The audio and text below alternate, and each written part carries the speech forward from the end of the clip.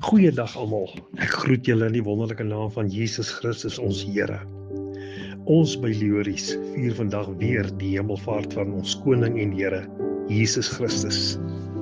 Lees asseblief saam met my wat in Handelinge 1 vers 8 tot 11.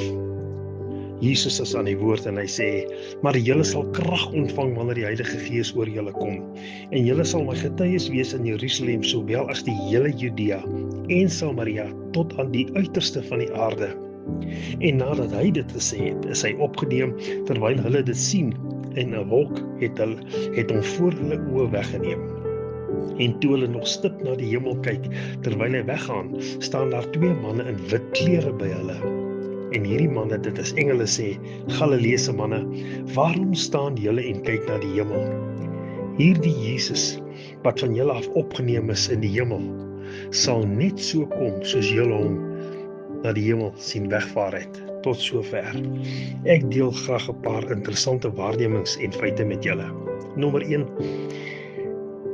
Dit is die waarheid en 'n wonderlike werklikheid. Jesus het opgevaar, soos daar geprofeteer is. Almal wat by hom was, kan getuig daarvan, en dit is bevestig deur 2 engele. Die tweede punt is, al die disippels by hom was baie bly dat dit gebeur het. Ons lees in Lukas 24 vers 52, dit is met groot blydskap, dat al die disippels terug is na Jerusalem, en hulle het hom daar aanbid. Dit is eintlik baie snaaks, dat hulle bly was in plaas van bedroef.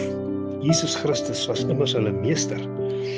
Hulle het talle wonderwerke, sy lyding, die kruisiging, sy opstanding beleef, en nou is hy weg.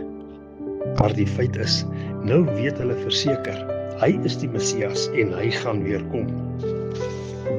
Die volgende punt is dat dit is die laaste keer dat Jesus Christus in die vlees op aarde was.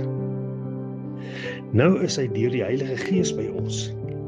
Dis hoekom ons in absolute oorwinning moet leef ten spyte van enige situasie waarin ons onsself bevind. Daarom bly die lewe 'n lied. Die werklikheid van Jesus Christus bepaal dit en nie ons omstandighede nie. Die vierde een is, ons hoef nie net te wag dat hy weer moet kom nie. Hy is immers klaar hier deur sy Heilige Gees. Ja, ons herder, ons meester, vertrooster, ons voorsiener, geneeser en heiligmaker is deur sy Gees by ons. Halleluja. Laastens is 'n interessantheid is, dat nou het ons 'n versekering dat hy kom weer. Net soos hy weggevaar het, sal hy weer kom. Wat 'n wonderlike verwagting.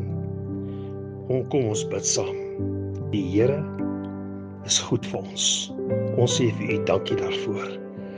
Dankie dat u dit gedoen het en opgevaar het na die hemel. Ons eer u daarvoor. Amen. Geagte vriende, wees asseblief geseënd op hierdie wonderlike dag. Shalom.